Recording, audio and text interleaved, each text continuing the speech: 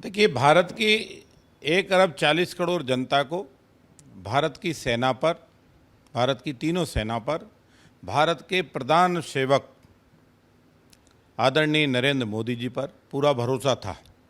और ये कहा भी गया था कि जिनने ये हरकत की है, जिनने ये छोटी हरकत की है, हमारे लोगों से धर्म पूछकर गोली मारी है, इसका बदला लेंगे, एक एक नागरिक का बदला लेंगे।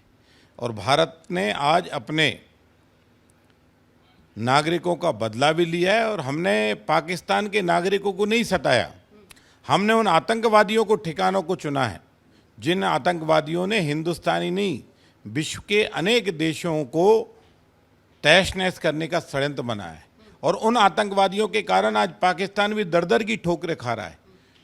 सारा पाकिस्तान का बजट तो ये आतंकवादी खा रहे हैं, और पाकिस्तान की जनता वहाँ बेरोजगारी और भुखमरी से जूझ रही है। और ऐसे आतंकवादियों को, जिनसे पाकिस्तान भी परेशान है, जिनसे हिंदुस्तान भी परेशान है, और अंतर्राष्ट्रीय जगत में भी कई देश परेशान हैं। अब ये आतंकवादी सरगना दुनिया की धरती पर जिंदा नहीं रहेंगे।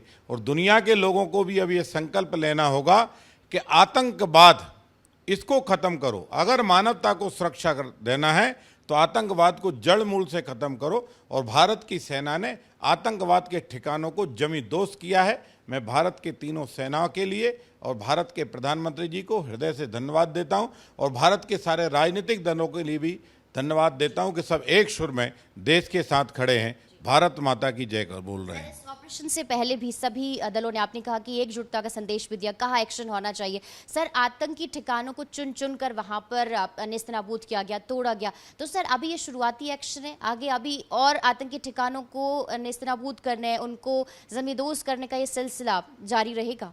जो होगा देश के हित में होगा, अच्छा होगा, देश को गर्व होगा, भारत की सेना पर गर्व होगा, भारत के सैनिकों के परिश्रम पर गर्व होगा, और पूरा भारत झूमकर भारत माता की जय जयकार करेगा।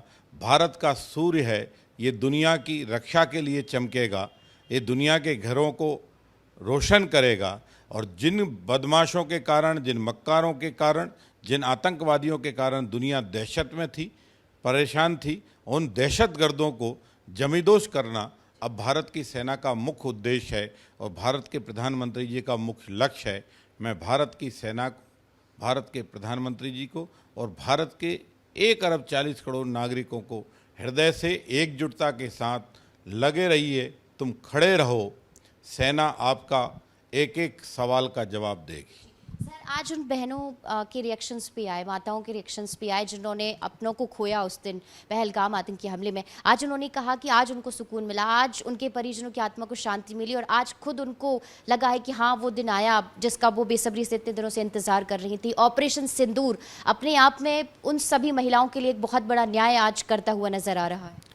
देखिए, इसका तो उसी दिन कह दिया था कि चुन चुन के मारेंगे, और भारत के प्रधानमंत्री जी ने कह दिया था जहाँ भी होंगे मिट्टी में मिला देंगे। ये भारत के प्रधानमंत्री जी ने कहा था।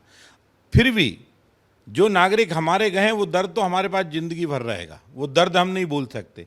लेकिन फिर भी एक एक नागरिक का बदला लेंगे, और केवल अब वही नागरिकों का बदला नहीं लेगा भारत।